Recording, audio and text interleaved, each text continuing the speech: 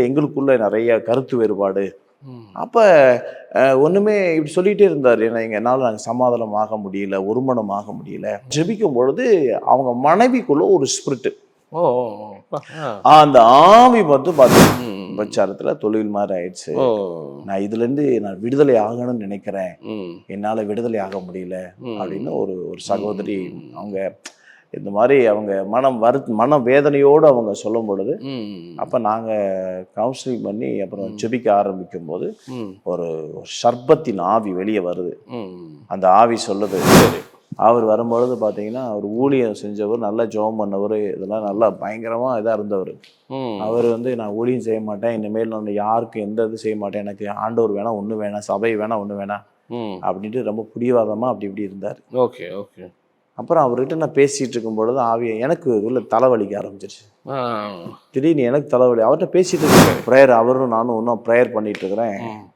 கொஞ்ச நேரத்துல பிரதர், கொஞ்ச நேரத்துல சர்ப்பம், பாம்பு எப்படி வளையுமோ,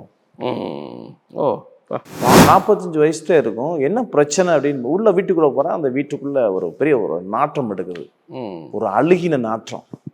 என்ன ஆண்டவர் பிரச்சனை அப்படின்லாம் பார்க்கும்பொழுது ஆண்டவர் ஒரு விஷன் ஒரு காட்டுறாரு. சரி, இவர் அந்த காலை, இவருடைய காலுடைய நிறைய பேர் நம்புறாங்க. Price Lord.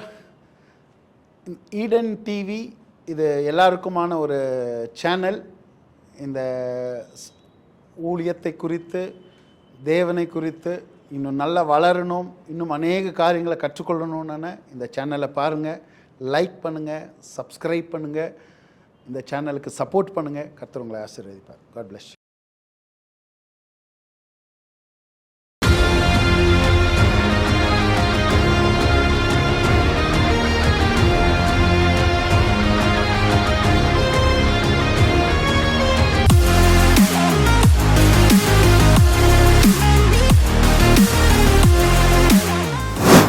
பிரைஸ் எல்லாம் இருக்கு. நல்லா இருக்கீங்களா? நல்லா இருக்கும். God's grace. போன 2 பார்ட்டுமே ரொம்ப அருமையான பார்ட். நிறைய பேருக்கு அது ஊழியம் பண்ணுது. எஸ், அநேக கால் உங்களுக்கு வந்துச்சு, நான் கேள்விப்பட்டோம். உங்களை வெளியே அறிமுகப்படுத்தி கொண்டு வந்ததில் ஈடன் டிவி நிச்சயமாக அது ஒரு பிளெஸிங்காக நாங்கள் கருதுகிறோம். இப்போ செகண்ட் சிட்டிங் உங்களோட உட்கார்றது ரொம்ப சந்தோஷமான, எங்களுக்கு ரொம்ப சந்தோஷம். நிறைய ஆவிக்குரிய காரியங்கள் உங்களை வாழ்க்கையில் பார்த்துட்டே வரீங்க. ஸோ அதெல்லாம் இப்போ தான் நம்ம ஸ்டார்ட் பண்ணுறோம். ஸோ இப்போது இந்த எபிசோடில் எந்த விஷயத்தை நம்ம நேயர்களோடு நீங்கள் ஷேர் பண்ண? இப்போ என்னென்னா ரொம்ப முக்கியமான இப்போ நடைமுறையில் இப்போ நடக்கிற சில பிரச்சனைகள், இப்போ நிறையா குடும்பங்களுக்குள்ள, இப்போ தனிப்பட்ட ஒவ்வொருவர்களுடையும் நடக்கிற சில பிரச்சனைகள். ஒரு பிரச்சனைகள் எதனால உருவாகிறது அப்படி சொல்லலாமா? அதாவது தன்னுடைய குடும்பத்தையும் தனிப்பட்ட மனுஷனுடைய வாழ்க்கையும் அழிக்கும் ஆவிகள். அது என்ன ஆவி அப்படின்னு சொல்லி, அது என்னென்ன ஆவிகள் அப்படின்னு சொல்லி நான் இப்போ பகிர்ந்து கொள்ள போறேன். மொத்தம் எத்தனை விதமான? ஒரு கிட்டத்தட்ட ஒரு 14 விதமான ஆவிகள், 14 விதமான ஆவிகள் இருக்குது. சரி. ஆனா இப்ப நமக்கு டைம் இருக்குது இல்லையான்னு தெரியல. ஆனா ஒரு 7 விதமான முக்கியமான 7 விதமான ஆவிகள். அது இப்ப நடைமுறைக்கு இப்ப கிரியை செய்கிற ஆவி. இதை நான் நேரடியா ஃபேமிலி, தனிப்பட்ட ரீதியா ஜனங்களை நான் சந்திச்சு அவங்களுக்கு உண்டான பிரச்சனைகள் அதெல்லாம் நான் பார்த்து ஜெபம் பண்ணி டெலிவரன்ஸ் பண்ணின காரியத்தை தான் நான் உங்கள்கிட்ட ஷேர் பண்றேன்.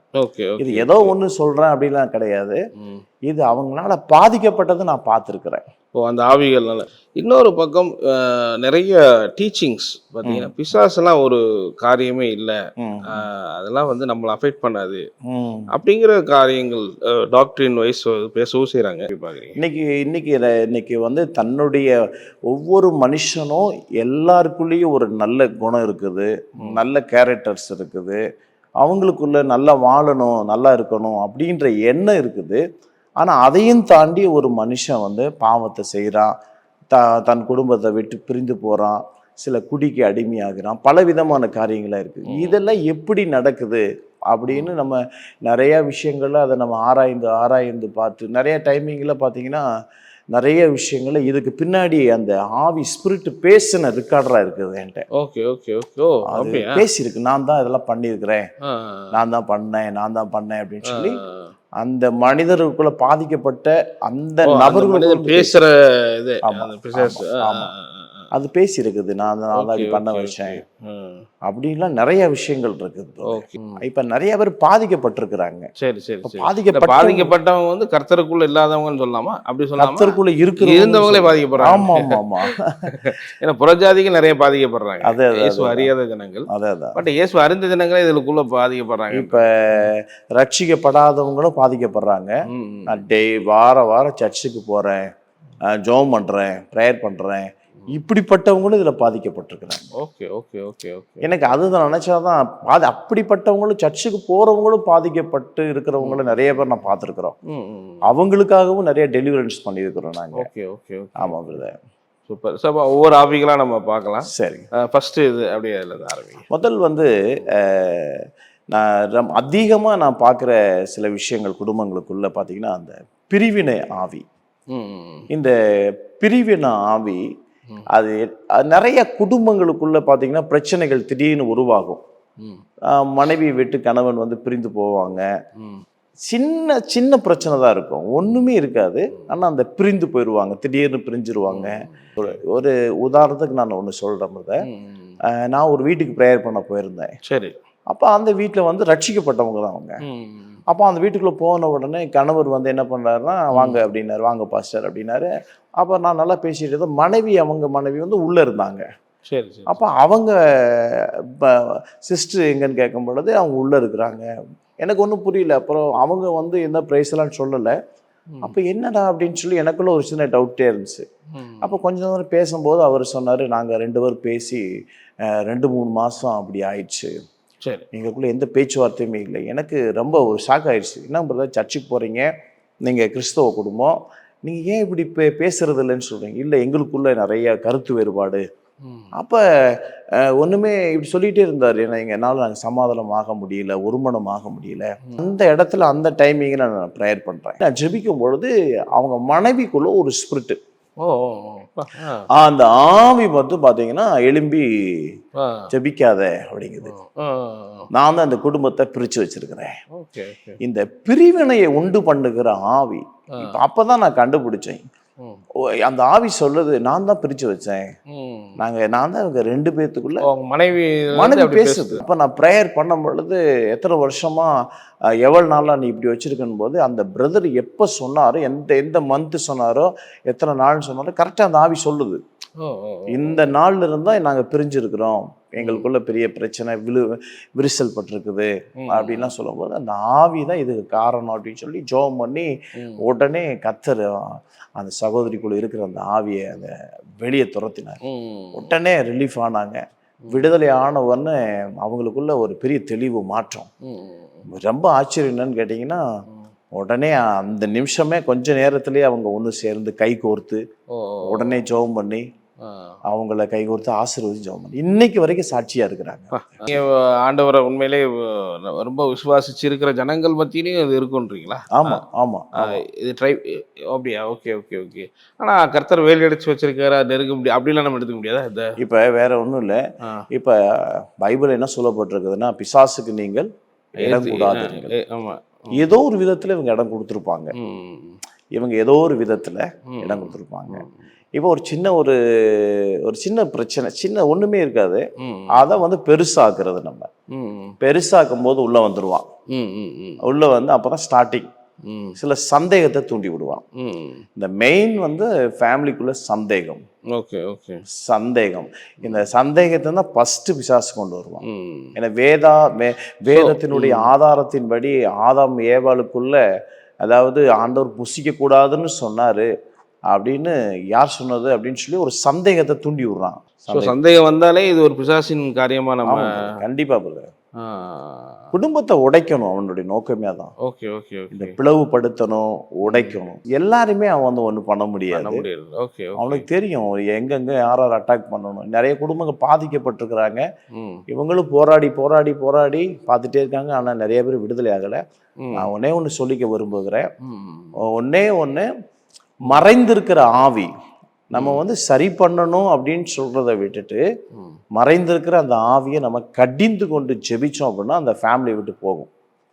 அப்போ உடனே அந்த குடும்பம் ஒன்று சேரும், சூப்பர் ஆயிடுவாங்க. நிறைய 1-2 சாட்சியில் சரி. எங்கள் மினிஸ்ட்ரியில் ஒரு 17 வருஷம் மினிஸ்ட்ரியில் இப்படிப்பட்ட பிரிந்து போன குடும்பங்களுக்காக நாங்கள் டெலிவரன்ஸ் பண்ணும்போது நிறைய கணவன் மனைவி பிரியற நேரத்துல எல்லாம் அவங்க ஒன்று சேர்ந்துருக்குறாங்க. ஓகே ஓகே ஓகே, இந்த மாதிரியான காரியம் நடந்திருக்கு. ஸோ இதனுடைய பர்பஸே பிரிவினை கொண்டு வர பிரிவினை. ஆமாம் ஆமாம். ஸோ அடுத்த இது என்னது? அப்போ ரெண்டாவது என்ன பண்ணோம்னா கேட்டிங்கன்னா, ரெண்டாவது சில ஆவி வந்து விபச்சாரத்தின் ஆவி. விபச்சாரம். ஸோ அது இன்னைக்கு சமுதாயத்தில் ஒரு பெரிய இந்த கல்யாணம் ஆனவங்க நிறைய பேர் வந்து பார்த்தீங்கன்னா நாங்கள் பார்த்துட்ருக்கோம். நிறைய பேரை நாங்கள் இதில் வந்து அடிக்ட் ஆகிருக்கிறாங்க. ஓகே. இந்த விபச்சார வேசித்தனத்தில் நிறைய பேர் இதாக இருக்கிறாங்க. ஒருத்தர் அப்படி தான் சொன்னாங்க. நல்ல அவர் வந்து ஒரு பைபிள் நல்லா ரீட் பண்ணுற டீச் பண்ணுறவர். அவர் ஓகே, நல்லா டீச் பண்ணுறவர். ஆனால் அவங்களுக்குள்ள நல்ல பார்க்கும்போது நல்ல ஜெபம் பண்ணுறது பார்க்கும்போது தெரியவே தெரியாது. இப்போ நைட்டு அவர் நல்லா தூங்கிட்டு இருப்பார். கரெக்டாக ஒரு 1 மணிலேருந்து 2-2:30 மணி வரைக்கும் அது அந்த ஆவி போராடும். கரெக்டாக அது முழிப்பு வந்துடும் அவருக்கு. ஓகே, முழிப்பு வந்துடும். அப்போ அந்த முழிப்பு வரும்பொழுது அப்போ என்னன்னா இந்த விபச்சாரம் பண்ணணும்,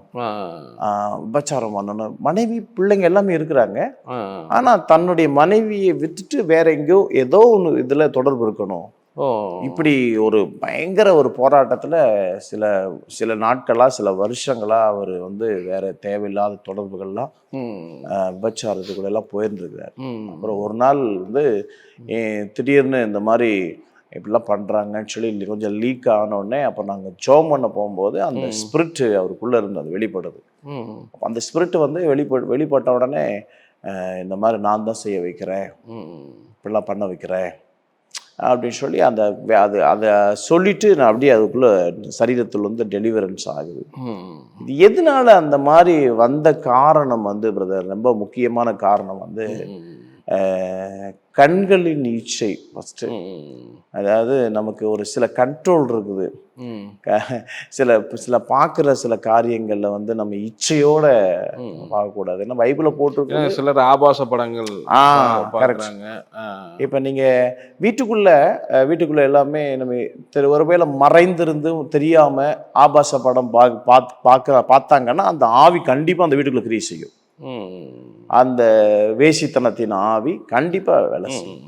இந்த ஆபாசம் படம் பார்க்க வைக்கிறதே சில ஸ்பிரிட்டு தான் அது. ஓகே ஓகே ஓகே, இது அப்படியே சுத்திக்கிட்டே இருக்கும். ஸோ அதுதான் அடுத்தடுத்த விஷயத்தை செய்ய வைக்கிறது. ஆமா, ஒரு சகோதரி சொன்னாங்க, அதாவது நான் வந்து எனக்கு இது ஒரு தொழில் மாதிரி எனக்கு ஆயிடுச்சு, விபச்சாரத்துல தொழில் மாதிரி ஆயிடுச்சு, நான் இதுல இருந்து நான் விடுதலை ஆகணும்னு நினைக்கிறேன், என்னால விடுதலை ஆக முடியல அப்படின்னு ஒரு சகோதரி அவங்க இந்த மாதிரி அவங்க மன வேதனையோடு அவங்க சொல்லும் பொழுது, அப்போ நாங்கள் கவுன்சிலிங் பண்ணி அப்புறம் ஜெபிக்க ஆரம்பிக்கும் போது ஒரு சர்பத்தின் ஆவி வெளியே வருது.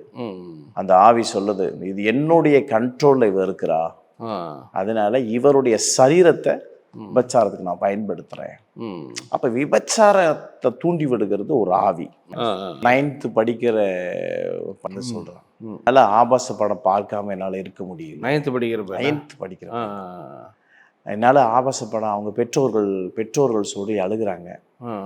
அவன் சொல்றான், என்னால என்னன்னு தெரியல, நான் இதுல வந்து அடிமை ஆயிட்டேன், என்னால முடியல அப்படின்னு பெற்றோர்கள்ட்டையும் சொல்லியிருக்கிறான். அவங்க வந்து எங்க கிட்ட வந்து சொல்லியிருக்கிறாங்க. அது என்னன்னா, இப்ப அதை அப்படியே பார்க்கும்போது என்ன நடக்குது அப்படின்னா, வீட்டுக்குள்ளே குடும்பத்திற்குள்ளேயே சொந்த சகோதரிகளவே தவறா பார்க்க பிசாசு தூண்ட வச்சிடறான். இப்படி எல்லாம் பாதிக்கப்பட்டு நிறைய பேர் இருக்கிறாங்க. அப்புறம் அவங்க பிசாசுடைய மிகப்பெரிய ஒரு டூல் தான் இல்லையா? ஐயோ, இது நிறைய பேர் சர்வசாதாரணமா எடுத்துக்கிறாங்க. இதை பத்தி நம்ம நிறைய பேர்கிட்ட பேசிட்டு வரோம். அதான் இந்த கடைசியில மொத்தமா அழிக்கணும். அந்த விபச்சாரத்தை கொண்டு வர்றதே மேக்சிமம் அவன் அழிவுக்கு நேரம் கொண்டு போகணும். அதுதான் விடுவிக்கப்படணும் அப்படின்னா ஆண்டவராய் இயேசு கிறிஸ்துவின் இரத்தத்தினாலே, அவருடைய வல்லமையினால, அதாவது குறிப்பிட்டு சில ப்ரேயர் நமக்கு வந்து சில பேர் வந்து ஆண்டவரே அவங்கள மனம் திரும்ப பண்ணுங்கன்னா மனம் திரும்பவே மாட்டாங்க. அந்த ப்ரேயர்லாம் செட் ஆகாது. சரி, என்ன மாதிரி குறிப்பிட்டு அது என்ன பண்ணணும், அந்த விபச்சாரத்தின் ஆவியை கடிந்து கொள்ளணும். Powerful prayer. இன்னைக்கு ஒரு செய்வனை வைக்கிற ஒரு மனுஷன் இப்ப எங்களுக்கு ஒரு செய்வனை வச்சிருக்கும் பொழுது எங்க பேர்கள்லாம் எழுதி இந்த மாதிரி இப்படிப்பட்ட அழகேசன் மேல இந்த மாதிரி மரணம் வரணும் அழகேசன் மேல என் பேரை சொல்லி இந்த மந்திரத்தை ஓதி பண்றான் அப்படி அவன் பண்ற அந்த அவனுடைய விசுவாசத்தின்படி அது சில விஷயங்கள்ல சில ஆவிகள் கிரிய செய்யுது.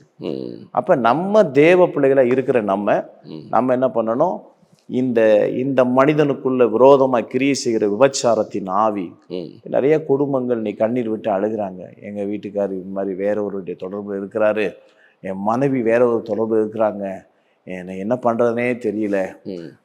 நிறைய பேர் அழுகிறாங்க. நிறைய பேர் இப்போ நான் இதை பார்த்தது அளவில் பார்த்தீங்கன்னா இன்னைக்கு அழுகிறது எந்த பிரயோஜனமுமே கிடையாது.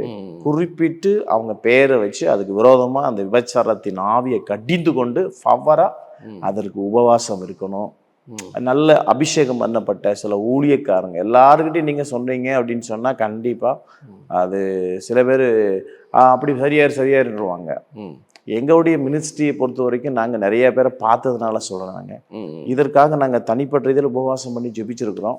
கணவர் மனம் திரும்பி இருக்கிறாரு, மனைவி மனம் திரும்பி இருக்கிறாங்க. அந்த விபச்சாரத்தை விட்டு வெளியில கர்த்தர் விடுதலை ஆக்கிறது கண்ணார பார்த்துருக்கோம். அப்படி ஆண்டு அற்புதங்களை செஞ்சிருக்கிறாரு. ஸோ நீங்கள் ஸ்பெசிஃபிக்காக எப்படி நீங்கள் அதை கண்டுபிடிக்கிறீங்க? இப்போ நீங்கள் சில பேர் அதை சொல்ல மாட்டாங்க வெளியே, இந்த மாதிரிலாம் எங்களுக்கு பிரச்சனை, அதெல்லாம் நீங்கள் ஸ்பெசிஃபிக்காக ப்ரேயர் பண்ணும்போது ஆவியானவர் வெளிப்படுத்துவாரா? என்ன மாதிரியான? இப்போ என்னன்னா இந்த ஆவியை பகுத்தறிகிற அந்த நான் ஆரம்பத்தில் ஜெபம் பண்ண, ஆண்டவரே உங்களுடைய பிரச்சனைகளுக்கு காரணமாக இருக்கிற அது எந்த ஆவி அப்படின்னு நான் பகுத்தறியணும் அப்படின்னு சொல்லி நான் ஆண்டவர்கிட்ட ரொம்ப நாளாக 21 நாட்கள் உபவாசம் பண்ணியிருக்கிறேன். சரி, 21 நாட்கள் உபவாசம் பண்ணி இந்த ஹிப்ட் எனக்கு எனக்கு வேணும், எந்த ஆவி எந்த குடும்பத்தில் என்ன வேலை செய்யுது, என்ன கிரியை செய்யுது, இதை கண்டுபிடிக்கணும், அது தெரியணும். இப்போ ஒரு குடும்பத்தில் ஜெபிக்க போகிறோம் அப்படின்னா அந்த குடும்பத்தில் பர்டிகுலராக என்ன பிரச்சனை இருக்குதோ அந்த பிரச்சனைக்கு பின்னாடி அது ஒரு ஆவி மறைந்திருக்கும். அந்த ஆவியை கரெக்டாக ஆண்டவர் வெளிப்படுத்துவார். அதை வெளிப்படுத்தி கரெக்டாக அதுக்காக ஜெபிக்கும் பொழுது விபச்சாரத்தின் ஆவியை நீ வெளியில வா அப்படின்னு சொன்னால் அந்த ஆவி வெளியில வரும். வந்து அது ரெக்கவரி ஆகி டெலிவரன்ஸ் நடந்திருக்கு. அது அப்படிலாம் நிறைய பேருக்கு சுகம் விடுதலையாக இருக்கு. ஆமாம். ஸோ இந்த மூன்றாவது ஆவி எது? மூன்றாவது ஆவி அதாவது போதைக்கு அடிமையாக்குற ஆவி. சில பேர்லாம் குடியை நிறுத்தவே முடியாது. கிட்டத்தட்ட நம்முடைய இதில் பார்த்தீங்கன்னா 100கணக்கான பேர். ஒரு பிரதர்லாம் சொன்னார், ஈரோடு பகுதியில இருந்து வந்தார். அவர் ஒருத்தர் சொன்னார், கயர்லாம் கட்டிட்டு வந்தார். அவர் சொன்னார், குடியை நிறுத்துறதுக்காக நான் கயர்லாம் கட்டினேன் பாஸ்டர், ஆனாலும் கயிறு கட்டினேன், ஆனால் என்னால் குடியை நிறுத்த முடியல அப்படின்னு. சரி, நான் ஜெபிச்சேன். நான் சொல்லி, ஆண்டவரே இந்த குடிக்க வைக்காதபடி குடிக்க வைக்கிற ஆவிக்காக நான் ஜெபம் பண்ணும் பொழுது அந்த ஆவி வெளிப்பட்டிருக்குது. அந்த ஆவி சொல்லி இத்தனை வருஷம் நான் குடிக்க வச்சேன் இந்த மாதிரி அப்படின்னு சொல்லி அது டெலிவரன்ஸ் நடந்திருக்கு. ஒரு அம்மா கூட நம்ம சர்ச்சுக்கு ஒரு ஒரு ஒரு கிட்டத்தட்ட ஒரு 40-50 வயசு இருக்கும், ஒரு அம்மா இருக்கும். அந்த அம்மா சர்ச்சுக்கு கூப்பிட்டு வந்தாங்க. சர்ச்சுக்கு கூப்பிட்டு வரும்பொழுது அந்த அம்மா சர்ச்சுக்குள்ளே வர முடியல. அவங்க தூக்கிட்டு வந்தாங்க. தூக்கிட்டு வந்த உடனே அந்த அம்மாவுக்குள்ள ஒரு ஆவி பேசுது. என்ன பேசுது அப்படின்னா, நான் டிரைவரு, டெய்லி நான் குடிச்சிட்டே இருக்கணும், நான் டெய்லி எப்பயுமே நான் குடிப்பேன், சரி அதனால என்னை விட்டுருங்க, நான் போயிட்டு பாத்ரூம்ல ஒளிச்சு வச்சிருக்கிறேன், பாத்ரூம்ல பாட்டில் எல்லாம் ஒளிச்சு வச்சிருக்கிறேன், அதனால நான் அதை குடிச்சிட்டு நான் சர்ச்சுக்கு வந்துடுறேன். எனக்கு தூக்கி வாரி போட்டுச்சு. என்னடா பாத்ரூம்ல ஒளிச்சு வச்சிருக்கீங்கிறது, நீ யாருன்னொடனே டிரைவர் மாதிரி பேசுது. நான் டிரைவர், செத்துட்டேன், நான் உள்ள இருக்கிறேன். அப்போ ஒரு மனுஷனுக்குள்ள அவனுக்கு தன்னறியாமலேயே அவன் அந்த குடிக்கு அடிமை ஆகுறான். அது யார் காரணம் அப்படின்னு சொன்னா, அவன் அப்படிலாம் குடிக்கணும் வைக்கணும் அப்படிலாம் இருக்கணும் அப்படின்ற ஆசைலாம் இல்லை.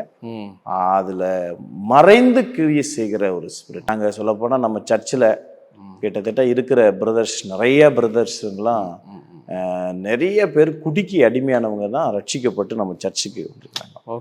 நாங்கள் பேசினோம், இப்போ கூட பேசினோம், பாஸ்டர் நான் பயங்கரமாக குடிச்சிட்டு இருந்தேன், டெய்லி நான் குடிப்பேன்.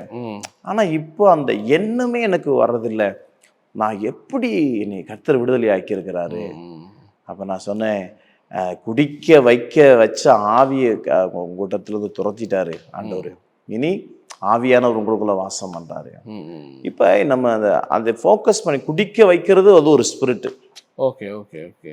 குடிக்க வைக்கிறது மேக்சிமம் நான் சொல்றேன் அது ஒரு ஆவி தான் வருது. Okay okay. ஸோ அதை கடிஞ்சு ஜபிக்கும் போது அது இதாகும். ஆமாம். இப்போ சில பேர், நான் ஒரு சாட்சி கேட்டேன், கோயம்புத்தூர் பகுதியில் கிட்டத்தட்ட வந்து பார்த்தீங்கன்னா ஒரு பிரதர் ஒருத்தர், கணவர் மனைவி, அவங்க முஸ்லீம் ஃபேமிலி. சரி. அவங்க வந்து பிரதர் அவர் வந்து டெய்லி குடிச்சிட்டு வருவார். அந்த அம்மா மாத்திரம் ரட்சிக்கப்பட்டிருக்கு. Okay okay. ஆண்டவரை ஏற்றுக்கொண்டிருக்கிறாங்க.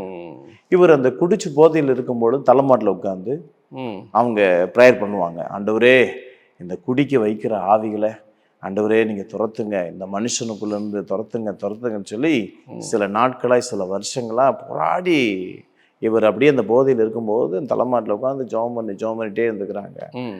அப்போ கொஞ்ச நாள் ஆன பிறகு பார்த்தீங்கன்னா ஒரு நாள் டாஸ்மார்க் கடையில் இவர் குடிக்க போகும்போது வாமிட் பண்ணிட்டாரு.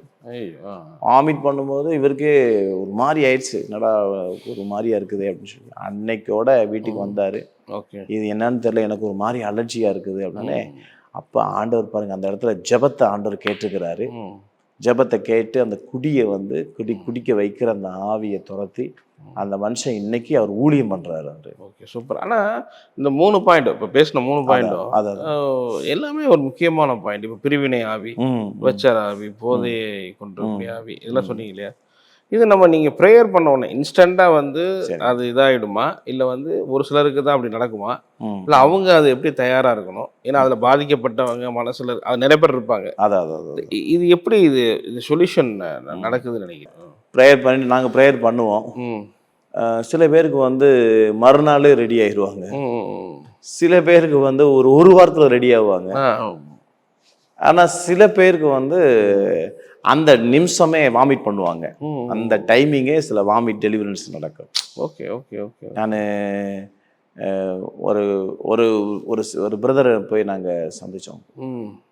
அவர் ஃபுல்லாக போதையில் தான் இருந்தார், ஃபுல்லாக போதையில். நான் வந்து இவர் போதையில் இருக்கார், இவர் என்ன சொன்னாலும் புரியுமா புரியாதான்னு தெரியல. ஆனால் ஆண்டவர் தான் உதவி செய்யணும் அப்படி அவர்கிட்ட நான் குடிக்கிற இல்லைங்க பாஸ்டர், என்னால் நான் குடிக்கக்கூடாதுன்னு தான் நினைக்கிறேன், ஆனால் எனக்கு அது ஆட்டோமேட்டிக்காக அந்த டைமிங் 6 மணி ஆயிடுச்சு நான் குடிக்க தோணுது அப்படிங்கிறாரு. 6 மணி அந்த டைம் ஃபிக்ஸ் பண்ணுறாரு, 6 மணி எனக்கு அந்த டைம் வந்துட்டு எனக்கு குடிக்க தோணுது அப்படிங்கிறாரு.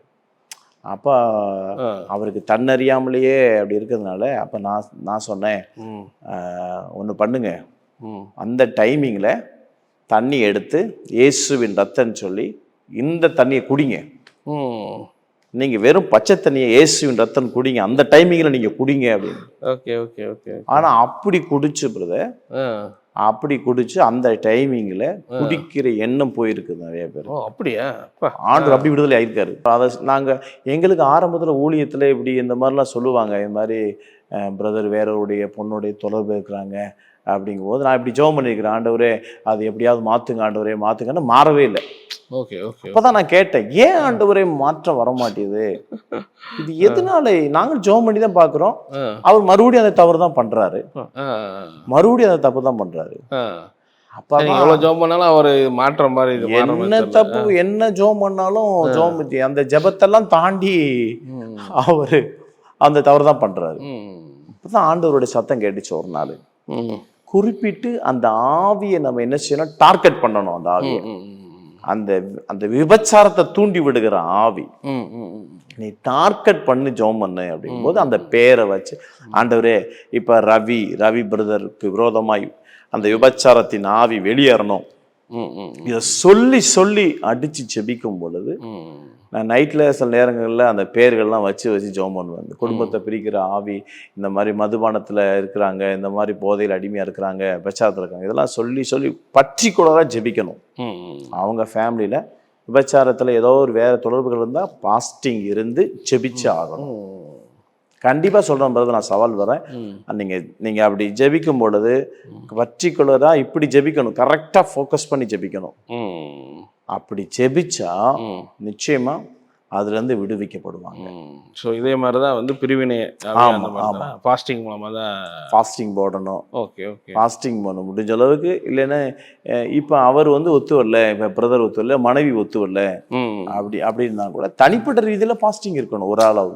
ஓகே, ஜெபிக்க ஆரம்பிக்கும் பொழுது கர்த்தருடைய கிரியைகள் நடக்கும். கர்த்தருடைய கிரியைகள் நடக்கும் பொழுது கண்டிப்பா நான் சொல்ல முடியும், குடும்பம் ஒன்று சேரும், குடும்ப சாட்சிகளாய் கர்த்தர் மாற்ற வல்லவராக இருக்கிறார். சூப்பர். 3 பாயிண்ட் பேசியிருக்கோம். 4வது பாயிண்ட் என்ன? 4வது பாயிண்ட் என்னன்னு, இப்போ நான் இப்போ இந்த பாயிண்ட்டுக்கு அப்புறம் நிறைய நான் யோசிச்சிட்டே இருக்கும் பொழுது ரொம்ப முக்கியமான ஒரு பாயிண்ட் எல்லாம் இருக்கு. சரி, என்ன அப்படிங்கன்னா பின்மாற்றத்தின் ஆவி. இந்த பின்மாற்றம் அடைய செய்கிற ஸ்பிரிட். நீங்க அவங்க வந்து ஜெபிக்கவே மாட்டாங்க, பைபிள் தொட மாட்டாங்க, சர்ச்சுக்கு வர மாட்டாங்க. இந்த ஸ்பிரிட் என்ன பண்ணும் அப்படின்னா டைரக்டா நம்மளுடைய உள்ள வாசம் பண்ணாம சிந்தைய டச் பண்ணும். பின்மாற்றத்தினால் கற்பனைகளை டச் பண்ணும். நிறைய பேருக்கு அந்த மாதிரி உண்டு. என்ன மாதிரியான என்ன பண்ணும், என்ன மாதிரி அது என்ன பண்ணும் அப்படின்னு கேட்டீங்கன்னா, உனக்கு தான் ஒண்ணுமே நடக்கல இல்ல, தீர்க்க தரிசனம் எல்லாம் போய் சும்மா ஆண்டவர்லாம் அப்படிலாம் ஒன்றும் கிடையாது, சும்மா ஓகே ஓகே, இதெல்லாம் வந்து சும்மா நம்ம சர்ச்சில் சும்மா அதெல்லாம் சும்மா எல்லாம் சும்மா அதெல்லாம் வேஸ்ட்டு அப்படி இப்படின்னு சொல்லி அவங்கள தன்னறியாமலேயே போட்டு குழப்பத்தை உண்டு பண்றது. தன்னறியாமலேயே போட்டு அவங்களுக்குள்ளேயே அந்த கற்பனைகளை கொண்டு வருகிற ஸ்பிரிட். சரி சரி சரி சரி. இது வந்து ஊழியம் செய்கிற இவங்களுக்கே வந்து அந்த மாதிரி எல்லாம் சில விஷயங்கள் போராடுங்கிறது. ஏன்னா அந்த இப்ப நமக்கு வந்து அந்த ஒரு ஏதோ ஒரு வகையில சிந்தையில ஒரு போராட்டம் மாதிரி வரும். சிந்தையில ஒரு எலியா, அவ்வளவு பெரிய எலியா, அவனே சோர்ந்து போய் சூரச்சேர்ந்து அத்தனை பேரை பாகாலின் தீர்க்கதரிசி எல்லாம் கொண்ட ஆளு. ஆமா, ஒரு சின்ன லேடி சொன்னதை பார்த்து பயந்து போய் அதே தான் பண்றது. ஓகே, சோர்வுகள், அந்த ஒரு தாட்ஸ். ஓகே ஓகே, இந்த பின்மாற்றத்தின் ஆவி வந்து இடமே கொடுக்க கூடாது. இதற்கு ஒரே ஒரு வழி என்னன்னா, அந்த அந்த சோர்வு அந்த துக்கம் ஒரு மாதிரி வரும் பொழுது இந்த ட்ரங்க்ஸ் ப்ரேயர் பண்ணணும். அந்நிய பாஷையில. Okay okay okay, Trunks prayer இல்லைன்னா நீங்க தனியா போய் என்ன பண்ணணும்னு கேட்டீங்கன்னா, தனி யாருமே இருக்கக்கூடாது. ஓகே, இல்லாம நல்லா என்ன பண்ணணும்னா சத்தமா என்ன பண்ணணும், அந்நிய பாஷையில பேச ஆரம்பிக்கணும். நல்ல பிரைஸ் பண்ணி துதிக்க ஆரம்பிக்கணும். அப்ப அந்த ஃபர்ஸ்ட் அப்படி செய்ய ஆரம்பிக்கும் பொழுது நமக்குள்ளேயே அந்த அந்த சிந்தையில ஒரு ஃப்ரீனஸ் உண்டாகும், ஒரு மாற்றம் உண்டாகும். ஒரு மும்பையில இருந்து ஒரு சகோதரன் வந்து நம்ம சர்ச்சுக்கு வந்தாரு. சரி. அவர் வரும்பொழுது பார்த்தீங்கன்னா, அவர் ஊழியம் செஞ்சவர், நல்லா ஜெபம் பண்ணவர், இதெல்லாம் நல்லா பயங்கரமா இதாக இருந்தவர். அவர் வந்து நான் ஊழியம் செய்ய மாட்டேன், இனிமேல் நான் யாருக்கும் எந்த இது செய்ய மாட்டேன், எனக்கு ஆண்டவர் வேணாம், ஒன்று வேணாம், சபை வேணாம், ஒன்று வேணாம் அப்படின்ட்டு ரொம்ப பிடிவாதமா அப்படி இப்படி இருந்தார். Okay okay. அப்புறம் அவர்கிட்ட நான் பேசிட்டு இருக்கும் பொழுது எனக்கு உள்ள தலைவலிக்க ஆரம்பிச்சிருச்சு. திடீர்னு எனக்கு தலைவலி. அவர்கிட்ட பேசிட்டு இருக்கும்போது எனக்கு தலைவலி. என்னடா இந்த மாதிரி தலைவலிக்குது அப்படின்னு சொல்லி பார்க்கும்போது அவருக்குள்ள அந்த அந்த நெகட்டிவா யோசித்து அந்த ஸ்பிரிட்டு தான் அவருக்குள்ள சிந்தைக்குள்ள போயிட்டே இருந்திருக்கு. அது என்ன அப்படியே தலைவலிக்க ஆரம்பிச்சு. கொஞ்ச நேரத்துல அப்ப நான் ஏதோ ஒரு பிரச்சனை இருக்குது பிரதர், ஒன்றும் இல்லை பிரதர், நம்ம ப்ரேயர் பண்ணலாம் அப்படின்னு சொல்லி நான் ப்ரேயர் போயிட்டேன். ப்ரேயர் அவரும் நானும் இன்னும் ப்ரேயர் பண்ணிட்டு இருக்கிறேன். கொஞ்ச நேரத்துல பிரதர், கொஞ்ச நேரத்துல சர்ப்பம், பாம்பு எப்படி வளையுமோ சர்ப்பம் அப்படியே பயங்கரமா வளையுது. அப்படி இப்படின்னு அந்த உடம்பு அப்படியே அப்படிங்குது இப்படிங்குது, அப்படியே உடம்பு அவ்வளவு வளையுது, அப்படியே சர்ப்பம் மாதிரி. எனக்கு என்னடா அப்படின்னு சொல்லி நான் விடலை, ஜெபத்தை விடலை. ட்ரங்க்ஸ்ல ப்ரேயர் பண்றேன், பயங்கரமா அனலா ஜெபம் பண்ணிட்டே இருக்கிறேன். ஜெபம் பண்ண பண்ண பண்ண பண்ண பண்ண பார்த்தீங்கன்னா கொஞ்ச நேரத்துல அந்த வளைஞ்சு அப்படியே போன அந்த ஆவி சுத்தி கீழே விழுந்து டம்முன்னு கீழே விழுந்துச்சு. கொஞ்ச நேரத்துல அவர் அப்படியே டெலிவரன்ஸ் நடந்தது. அவரை எழுப்பி பார்க்கும் பொழுது மறுபடியும் அந்த ஆவிக்குரிய ஜீவிதத்தை கட்டி எழுப்பி மறுபடியும் இப்ப நல்லா இருக்கிறார். அப்படி இந்த பின்மாற்றத்தின் ஆவி இதெல்லாம் இப்படி நிறைய பேர் சோர்ந்து போறாங்க. இந்த சோர்வுக்கு இடமே கொடுக்கவே கூடாது. சோர்வுக்கு இடம் கொடுத்தோம் அப்படின்னு சொன்னா கண்டிப்பா சோர்வு இந்த மாதிரி நிறைய சந்தேகம் இல்லை, ஆண்டவரை சந்தேகப்பட வைக்கக்கூடிய கேள்விகளை இது கேட்கறது. ஸோ அதுக்கு நீங்கள் அந்நிய பாஷை நிறைய பேசணுன்றீங்க. அது பைபிள் ரீடிங்கும் நம்ம இது பண்ணி பைபிள் ரீடிங் நமக்கு வந்து அந்நிய பாஷை பேசணும். ரெண்டாவது நம்ம நல்ல விசுவாசம் உள்ள வார்த்தைகளை நம்ம அறிக்கையிடணும். இல்லை எனக்கு கர்த்தர் என் கூட இருக்கிறாரு, அவர் சொன்ன வாக்குத்தத்தம் நிறைவேறும், நிச்சயமா நிறைவேறும் அப்படின்னு சொல்லி நம்ம பேசணும், நல்லா பேசணும் நம்ம. ஏன்னா மரணமும் ஜீவனும் நாவின் அதிகாரத்துல தான் இருக்குது. கண்டிப்பா நிறைய எனக்கு மாற்றமே இல்லை, நான் ஜெபம் பண்ணி தான் பார்க்குறேன், இனிமேல் நான் பைபிள் படிக்கும், இனிமேல் ஜெபம் பண்ண மாட்டேன் அப்படின்ற நிறைய பின்மாற்றத்துக்குள்ள போக நீ பிசாசு கொண்டு போறான். நான் அவங்களுக்குலாம் ஒன்று சொல்றேன், ஆண்டவராக இயேசு கிறிஸ்து செய்ய முடியாத அதிசயங்கள் எதுவுமே கிடையாது. நமக்காக வைக்கப்பட்டிருக்கிற நன்மைகள் ஆசீர்வாதங்களை கர்த்தர் நமக்கு தான் கொடுப்பாரு. விசுவாசமும் பொறுமையும் நமக்கு கண்டிப்பா வேணும். இதுக்கெல்லாம் இந்த பின்மாற்றத்துக்கெல்லாம் வர வைக்கிறதுக்கு பின்னாடி ஒரு ஆவி ஸ்பிரிட் வேலை செய்யும். இதை நம்ம கடிந்து கொண்டு அந்நிய பாஷையில உபவாசத்திலையும் நல்ல விசுவாச அறிக்கையிலையும் நம்ம அப்படிலாம் செய்யும் பொழுது நிச்சயமா அந்த ஆவியை நம்ம ஜெயிக்கலாம். ஸோ 4 பாயிண்ட் பார்த்தோம். 5வது பாயிண்ட் என்ன? 5வது பாயிண்ட் வந்து கடன் வாங்க வைக்கிற ஆவி. ரொம்ப இம்பார்ட்டண்டான பாயிண்டா இருக்கு. Okay okay. இப்போ எல்லாரும் நிறைய பேருக்கு தேவைப்படுற ஒரு விஷயம் அது. அது ஒரு ஸ்பிரிட் தான்றீங்க வாங்க வைக்கிறது. நீங்க வந்து நீங்க ஒரு பாயிண்ட் சொன்னீங்க, பட் அதை கூட நம்ம இதோட நீங்க அந்த ஒரு நேத்து கூட பேசிட்டு இருந்தோம். ஒருத்தர் பொய் சொல்லக்கூடிய ஆவி அவன் பொய்யாதான் பேச வைக்கும், அவன் எது பேசினாலும் பொய்யாதான் இருக்கும். ஆமா. ஸோ அவன் வேலையை அந்த மாதிரி பண்ண வைக்கிறான் ஆட்கள் அப்படின்னீங்க. ஸோ அது மாதிரி தான் அந்த ஒவ்வொரு ஆவியும் அந்த வேலைகளை செஞ்சுக்கிட்டே இருக்கும்ன்றீங்க அவங்கள இல்லையா, அது அழிவுக்கு நேராக கொண்டு போகிற மாதிரி. இப்போ விபச்சார ஆவினா விபச்சாரத்துக்கு நேராக திரும்பும்.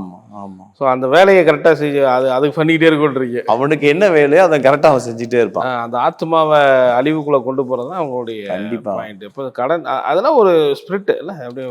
ஓகே. கடன் வந்து வாங்கிட்டே இருப்பாங்க, ஆனால் கடனை அடைக்கவே முடியாது. நான் இது எப்படி கண்டுபிடிச்சேன் அப்படின்னு சொன்னால், ஒரு முறை இந்த ஒருத்தவங்க ஒருக்காக ப்ரேயர் பண்ணும் பொழுது அவங்க சொல்கிறாங்க, கடன் நான் வந்து என்னன்னே தெரியல, நான் கடன் வாங்கிக்கிட்டே இருக்கிறேன், என்னால் அதை நிறுத்தவே முடியல, கடன் வாங்க சொல்லிகிட்டே இருக்குது, அதனாலேயே எனக்கு ரொம்ப பிரச்சனை ஆகுது. அப்போ நான் ஜெபம் பண்ணிகிட்டே இருந்தேன். நிறைய பேர் இன்னைக்கு வந்து கடன்ல தான் பாதிக்கப்பட்டிருக்கிறாங்க. இந்த கடன் ஆண்டவருடைய வார்த்தை வசனம் என்ன சொல்லுது? இன்னைக்கு வந்து பேங்க்ல எல்லாமே இஎம்ஐல எல்லாமே எது வேணாலும் வாங்கிக்கோங்க, எல்லாம் ஓப்பனா என்ன செய்றாங்க, உங்களுக்கு 10 லட்ச ரூபா லோன் தர்றோம், உங்களுக்கு 20 லட்ச ரூபா தர்றோம், 5 லட்ச ரூபா தர்றோம். இன்னைக்கு வாலண்டியா இன்னைக்கு நிறைய பேர் வந்து கடன் கொடுக்குறாங்க. ஆனா பைபிள் என்ன சொல்லப்பட்டிருக்குது அப்படின்னு சொன்னா, கடன் வாங்காதீருங்க அப்படின்னு, கடன் நீங்க கொடுக்கணும் அப்படின்னு போட்டிருக்கு. ஆனா நம்ம ஆப்போசிட்டா கடன் வாங்குறோம். இன்னைக்கு நான் சொல்ல சேலஞ்சா சொல்றேன், கடன் வாங்கக்கூடாதுன்னு நம்ம முடிவு எடுத்துட்டோம் அப்படின்னு சொன்னா ஆண்டவருடைய வாழ்க்கையில கிரியை செய்வார்கள். ஒருவேளை கடன் பட்டிருந்தாங்க அப்படின்னு சொன்னா அந்த கடன் அடைக்கிறதுக்கு தேவன் உதவி செய்வார். கடன் வாங்க வைக்கிறதுக்கு சில ஸ்பிரிட்டுகள் அதை கிரியை செய்யும்.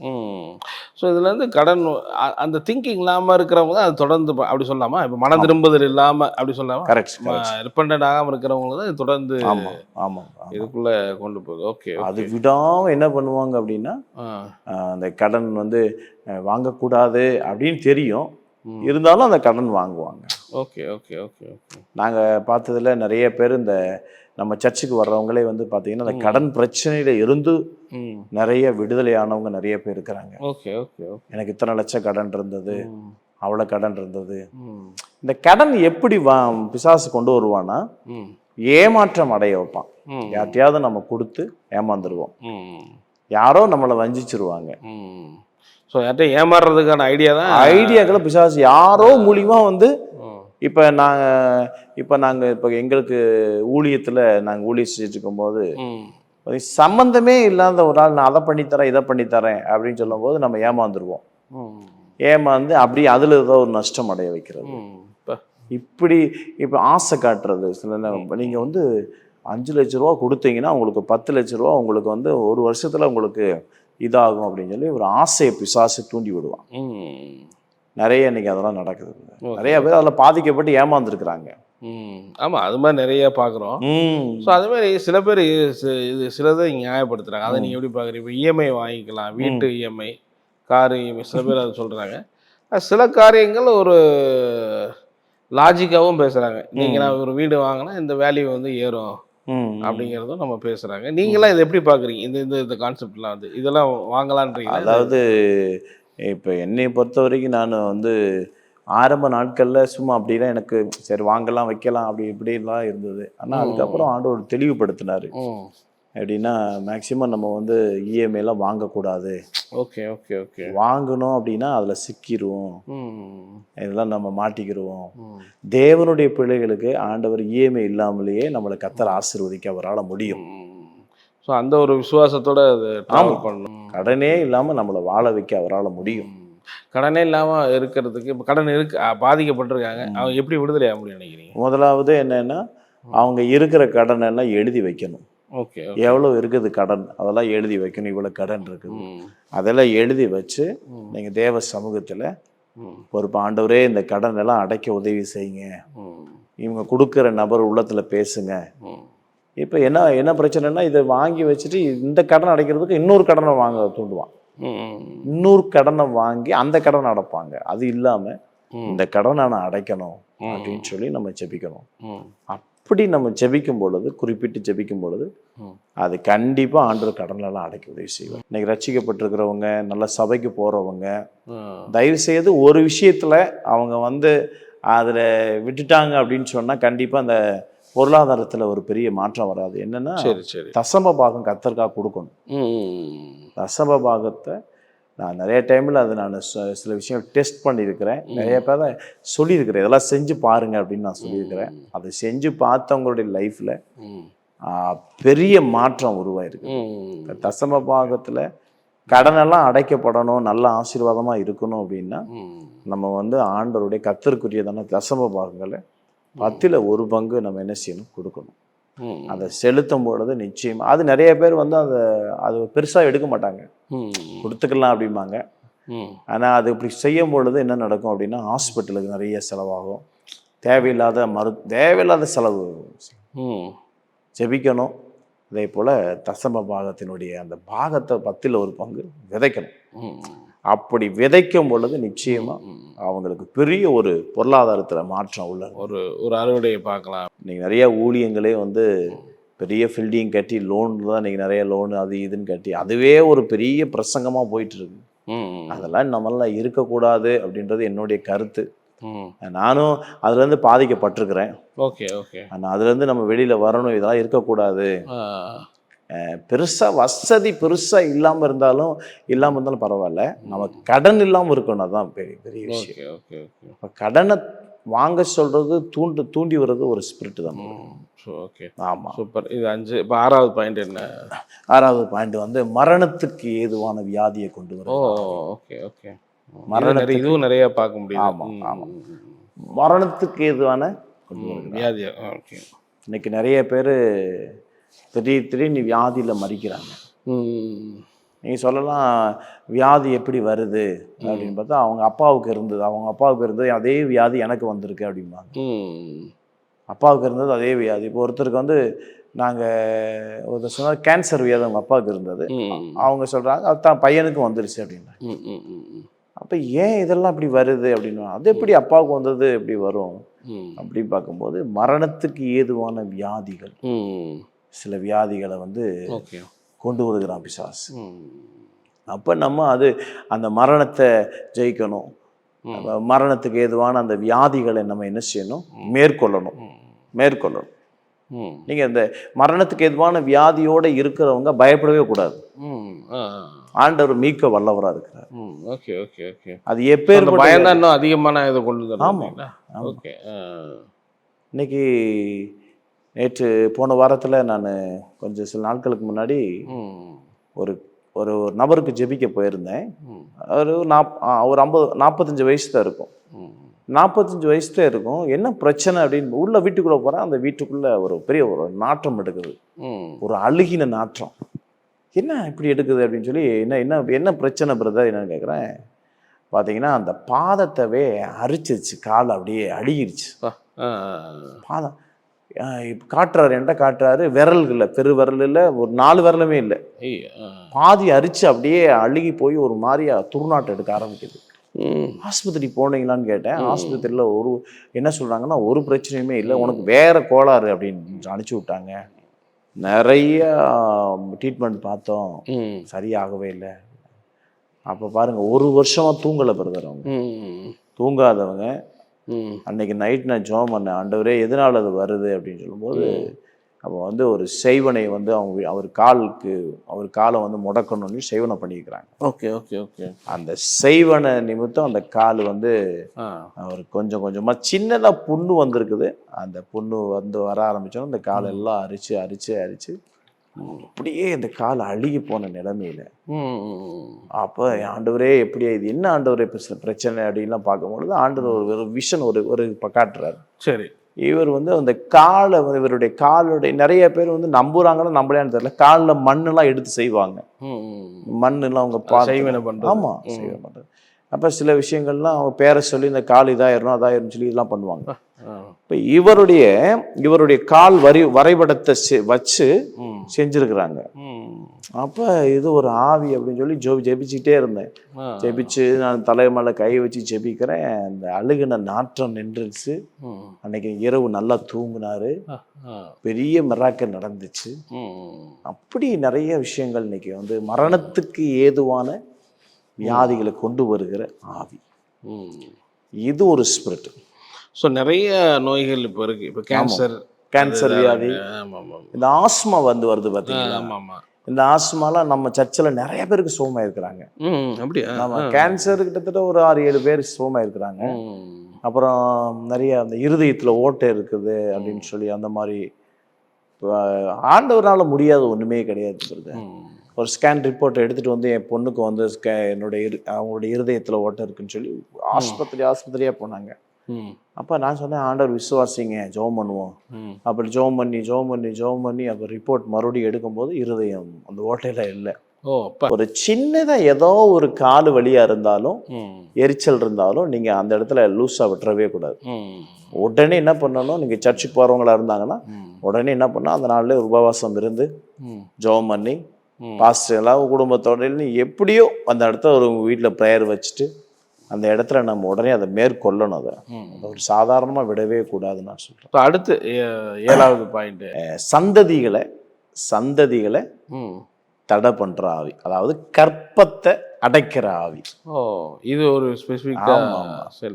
நிறைய பேருக்கு வந்து இன்னைக்கு வந்து குழந்தை பாக்கியம் இல்லாம இன்னைக்கு எங்களை சர்ச்சுக்கு வர்றவங்க கிட்டத்தட்ட நான் வந்து இது வரைக்கும் என்னுடைய ஊழியத்தில் கிட்டத்தட்ட 100கணக்கான பேருக்கு நான் ஜெபம் பண்ணியிருக்கிறேன்.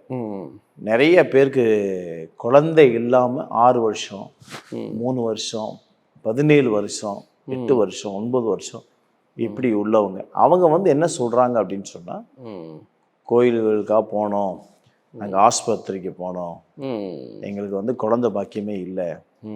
அப்போ நான் நிறைய டைமில் ஜெபம் பண்ணும் பொழுது ஆண்டவர் சில விஷயங்களை அந்த கற்பத்தில் அந்த கிரியை செய்கிற ஆவி, கற்பத்தை அடைக்கிறார். அது எப்படி பிரதர் நிறைய பேருக்கு வந்து அந்த குழந்தை பாக்கியம் கிடைக்காம இருக்கிற காரணம்னா, குழந்தை அந்த பாக்கியம் உண்டாகும், ஆனால் அந்த கரெக்டாக அந்த 2 மந்த் 3 மந்த் அப்படியே 4 மந்த் வரும்பொழுது கரெக்டாக அபாயசனம் ஆகும். அப்படி ஆயிருக்குது. அப்போ என்னன்னா திடீர்னு வயிற்று வலிக்கும். இது என்ன அப்படின்னு பார்க்கும்பொழுது அவங்களுக்கு அந்த சர்ப்பத்தினுடைய கனவு வரும். கரெக்டா அந்த சர்ப்பத்தினுடைய அந்த பார்ப்பாங்க. Okay okay. அன்னைக்கு இரவு ஏதோ ஒன்று சர்ப்பத்தை பார்த்துருப்பாங்க. அந்த சர்ப்பத்தினுடைய ஆவி இந்த சந்ததிகளை வரவே விடவே விடாது. இன்னைக்கு நிறைய பேர் குழந்தை பாக்கியங்கள் இல்லாமல் இருக்கிறவங்க நான் சேலஞ்ச் பண்ணி சொல்கிறேன். நிறைய வீடியோ ஆதாரம் இருக்குது நம்ம சர்ச்சில். எத்தனையோ பேருக்கு குழந்தை பாக்கியத்தை ஆண்டவராக இயேசு கிறிஸ்து நாங்கள் ஜெபிக்கும் பொழுது கொடுத்துருக்கிறாரு. இப்போ இந்த குழந்தை பாக்கியங்கள் உருவாகாதபடி இந்த கற்பத்தை அடைக்கிறது அது எப்படின்னா, அவன் வந்து அந்த அந்த கருவில் இருக்கும் பொழுது அதை அழிக்கிறது. நிறைய அட்டாக் ஆகிருக்குது. ஒரு பொண்ணுக்காக லலிதான்னு ஒரு பொண்ணு, அவங்க சகோதரி, அவங்களுக்கு 6 வருஷமா குழந்தை இல்லை. அவங்களுக்கு ஜெபம் பண்ணும் பொழுது 6வது மாதம் 7வது மாதம் நெருங்கும் போது அந்த வயிற்று வலி என்னடா வயிற்று வலி எடுக்கும்போது சர்ச்சில் வந்து உட்காந்து ஜெபம் பண்ணும் பொழுது குழந்தைய யாரோ புடுங்குறாங்க, வயிற்றிலிருந்து யாரோ எடுக்கிறாங்க அப்படின்னு சொல்லி ஒரே கத்தல். அந்த சகோதரி அந்த சர்ச்சுக்குள்ள அப்படியே ஒரே பயங்கர ஆர்ப்பாட்டம்.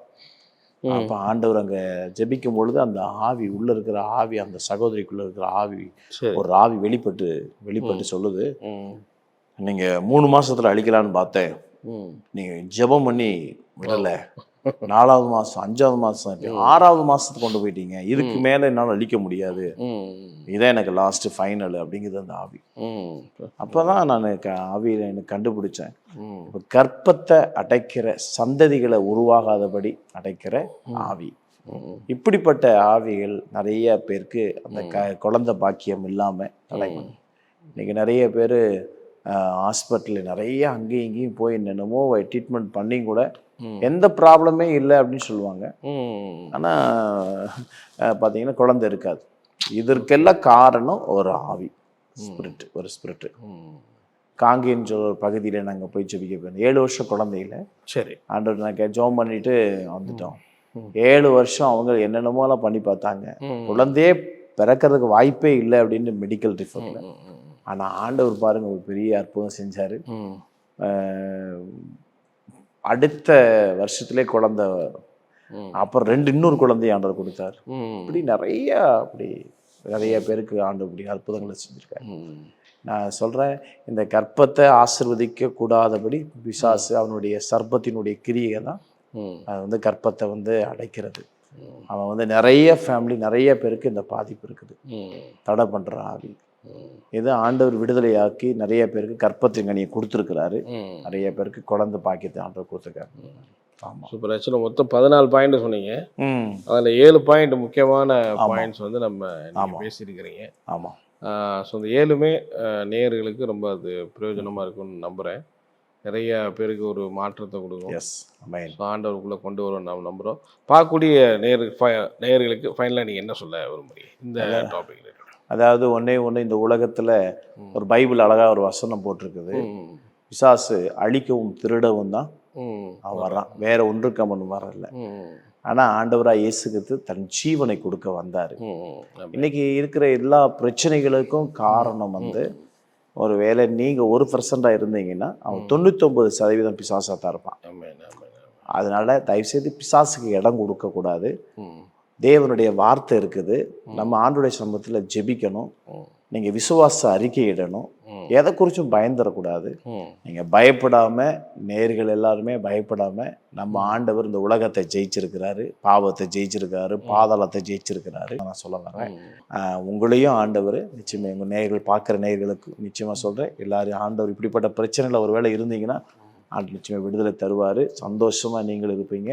ஆண்டவர் தாம் உங்களை ஆசீர்வதிப்பார். நீங்கள் ஃபைனலாக பார்க்கக்கூடிய நேயர்களுக்கு ஒரு ஜெபம் பண்ணிடுங்க.